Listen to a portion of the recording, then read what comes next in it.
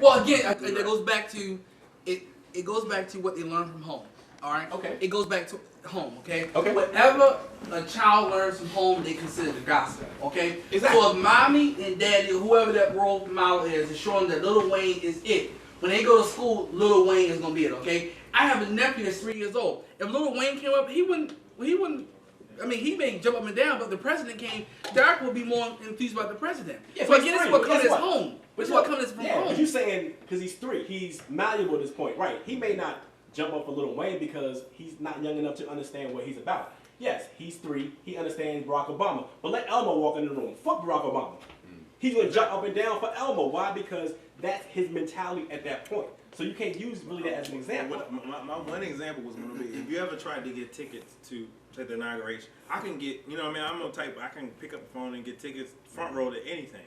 Anywhere, Beyonce, whoever you want, but I could not get tickets to the inauguration. It's 2 different levels, bro. And I mean, even Moffitt called me, and I mean, my best connections was like, dude, he's a rock star. But there's nothing bigger. Exactly. But when he came to Morgan, you couldn't get tickets to Morgan because that is at something. Morgan. I flew to Florida. I couldn't. This man's a rock. He is like bigger than the Pope. I had tickets. Okay. But the point being is that you're looking at something that happens. You're right. I mean, it's when you go to a place where President Obama is historic. Well, he's the greatest celebrity in the world. You cannot compare the two, bro. You're talking about a situation that when you go to see Obama somewhere, it's like you see Michael Jackson on TV, when people fainting. It'd be 100,000 people in the Coliseum. Michael Jackson weighs about 120 pounds, 5 feet tall. You can't possibly see this man. All right. 100,000 people, they are fainting. They don't need seats. All right, of course, because it's him. And they can hear the man can stand up on stage and just don't move. You can't compare the two. You can't compare the two because he is the president. Exactly. So therefore, you are. President Obama gets almost the same except for the faint because you can't faint because of security. Well, he gets more. Okay. You and I saw each other at the inauguration. Yes. There were 1 million people there. This man is. Of course it is. There were 1 million people there. He has done something that no other black man has done before. So couldn't even get closer than 15th Street. But you can't use that as a. We saw each other down there at what was it, 13th and Constitution or something? Among all those people. That's crazy. But you can't use that as a symmetric comparison. It's an easy comparison. Easy comparison. Kids ain't running. Nobody you know. 10-year-olds aren't running home to watch Obama's speech. Exactly. But they going to run home to watch Lil Wayne. Think about it, it's an easier path. But my whole point is, Obama's on TV every day. I can play basketball. I can play basketball and be a superstar and go this way. Or do I go to 8 years of college and try to fight and fussle and do books and go this way to be successful? But wait a minute. When you trying to tell you put the emphasis on the 8 years.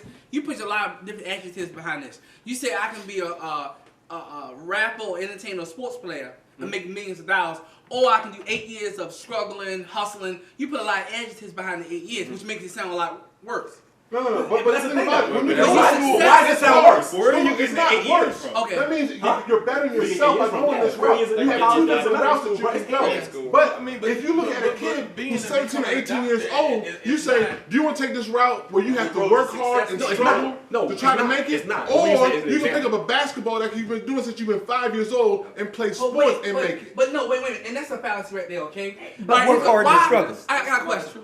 This is the next question. Why is again, I'm culturalizing this, okay? Why is it that Black America, we are pushing our kids to be artists and sports players, okay? Because the reality of it is, wait a minute, the reality of it is about two. Not necessarily one paycheck. Wait, no, in a lot of these neighborhoods, that's the only way to get out of these neighborhoods. Let's look at this. It's not not the way to get out. Wait, I don't care what nobody say. I agree with bullshit. Hold on. You as a parent, you have every control on the educational level of your child. I don't care what you say. So for these parents to say, oh well, it's easier for my son to become an athlete, or that's the only way out. No, that means you are a lazy, excuse my language, a fucking parent. Meaning that you don't want to take the time to educate your child in a manner to give him an opportunity to go to another educational level. That if the parent doesn't you didn't have to say that. What? You didn't have to say that. I had to say what? A lazy fucking parent. You didn't have to say that. If you choose not to educate your child, yes, it is lazy. But it's not lazy fucking. Well, excuse me. Like I said, I say excuse my language. I say excuse my language. Okay, but don't say it. Okay, I'm back. Okay, I take that back. Edit it out, please. Some of the parents aren't educated. Don't have the education enough. But to get the. No, but wait, it doesn't matter. Well, you don't need education. Wait a minute, Tim.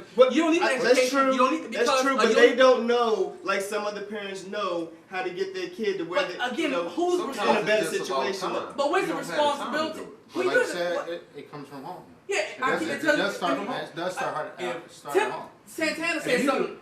He's crazy. He said, "Oh, 1%." I just give a liberal. I say 2%. 2% of people make it. 2% of people make it to. 2% of people make it to be an athlete. 2%. No, we talking about 1%. I just said 2. Just give him just 2%. It's less than 1%. 2/10 of 1%. All right, just say 1%. 1% of people make it to be athletes. Yeah. But yet, when Black America, we want to send 95% of our kids to that 1%. So we send 95% of them to become athletes or whatever those other athletes and artists and all type of stuff is. Exactly. And what happens when only 1% make it? We only said 1% of all of them make it. Okay, it's not all of them Black America. So when 94% doesn't make it, where do they go at? Exactly. And this is what reality we have right here. They don't have an education. They don't have to fall back on. And that's the point. That's what I'm saying. That's the whole point. You know, they see the easier route to go, which is playing sports and do anything else, which is only 1%. Well, I'll say not even easier. I think it's the only route they see because no one shows a black person who actually is going through the process. Right. No one shows that, and everybody who's in here has a compelling story. Everybody in here have a very compelling story, but no one's showing that. You know, I have a you know, my cousin that probably seen. You know, he plays for Wise High School. They just won the Maryland State Championship. He's one of the best players probably in the country, ranked. You know, and he's a linebacker and. You know, there's such a process. You know, he had offers from 28 schools. You know, and all of these schools, and throughout that process, there's many benefits that become, you know, that go your way. So, you know, obviously, full rides to college, to Ivy League schools, or any school you want to go to. You know, along that path, there's multiple things. So, you know, NFL, obviously, NFL doesn't take people out of high school anymore. They stopped that years ago. So, that forces you to go through college. That forces you to put on that extra weight and all those things, become more mature. It forces you. They also do it for safety reasons, you know, concussions and all these things. So during that path, you get a free education.